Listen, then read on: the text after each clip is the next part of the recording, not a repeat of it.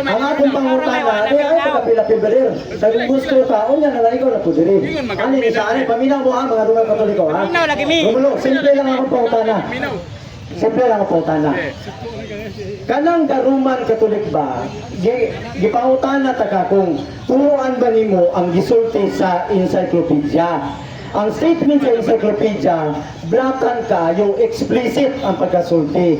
Nga the Roman Catholic Church, kanang word nga da, dili lagi na mo pwede mabalhin. To the definite article lagi na siya.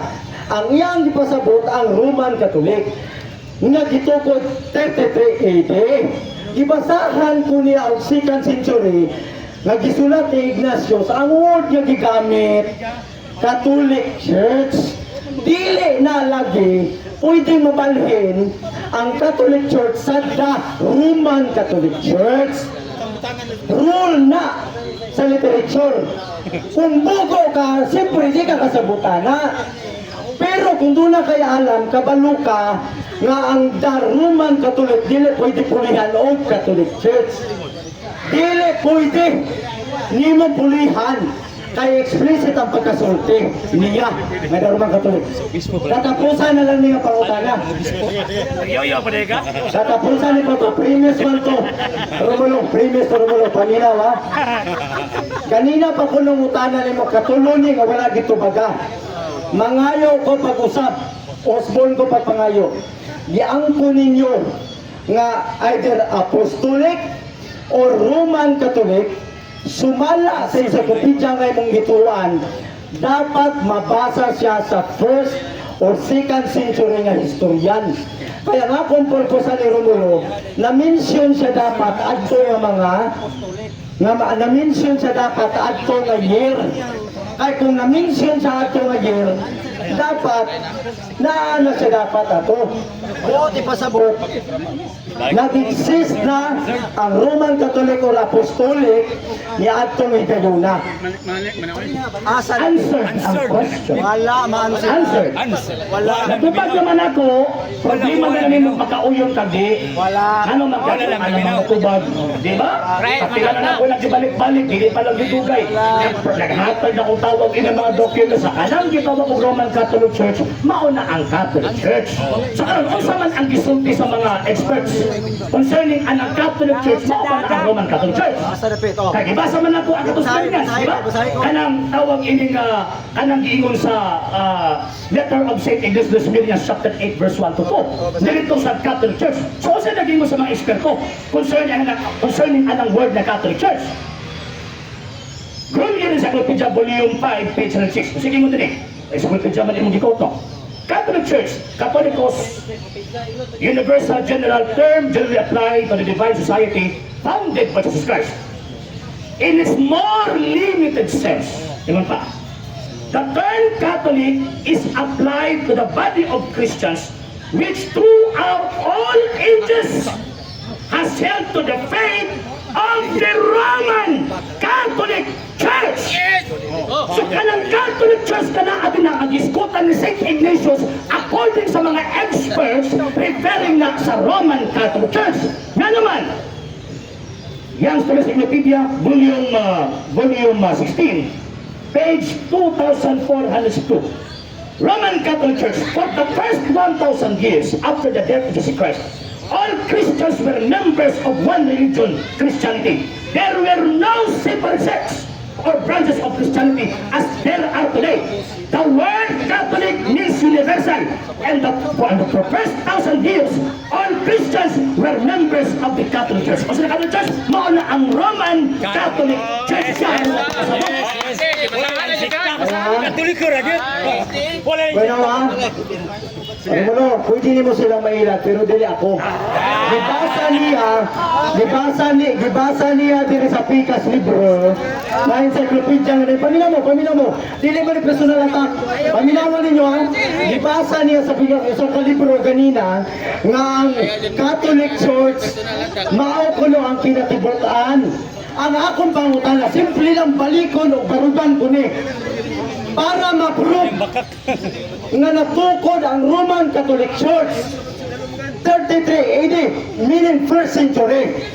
taga-ilagi ko o first century record ayaw na yung encyclopedia bago ora ni Romulo. Si Eusebius o daghan pa ng mga writer first century nag-exist na. Kailangan Romulo ha, nag-exist na. Imo kung gitagaan aning bagong libro.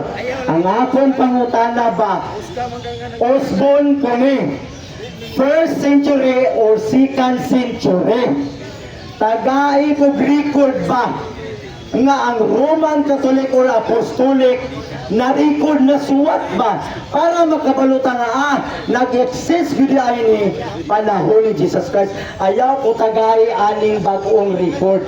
In fact dinhi nga encyclopedia wala ni maghisgot og Roman Catholic, naghisgot ni og Catholic. Basahon na po sa meaning ang Catholic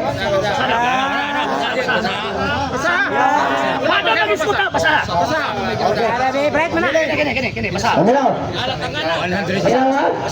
Okay. Basahon ko. The Roman Catholic Church. Paminaw mo sa meaning. Paminaw sa meaning.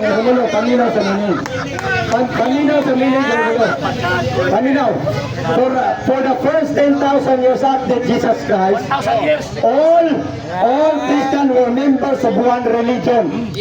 Das! Paminaw sa mo, das! Christianity. Dili Roman Catholic ha? Das! Christianity. All there were no separate sects. All branches of Christianity today. The word, paminaw mo, mga Katoliko, nasuwat din eh. The word Catholic means universal. Adjective. Paminaw. Adjective. Adjective ha? Adjective. Meaning ha? Universal. For the first 1,000 years, all Christians were members of Catholic.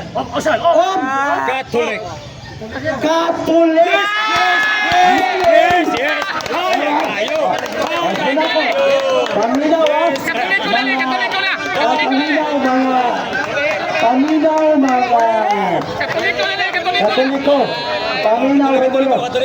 Paminaw. Ang tanan ko no, ang Bisaya ko no. Ingon siya, wala ko no'y laing na Christian. Pabalik ko lang para masaktan. Ingon siya, wala ko no'y laing Christian. Member ko no sa Catholic Church. Tama ba? Meaning sa Catholic. Meaning, and I mention one, meaning of the Catholic Church. Universal. Adjective.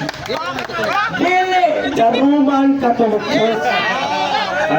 Dili the Roman Catholic Church.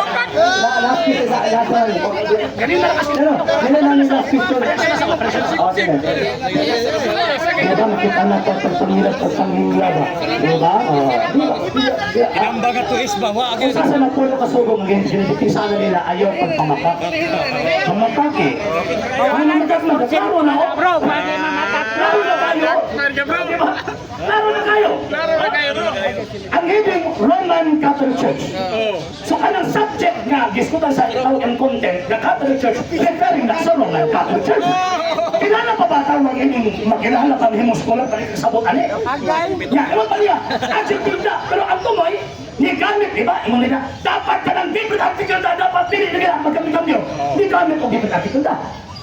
Di ba? Wag ako niyo matarungan basa ba?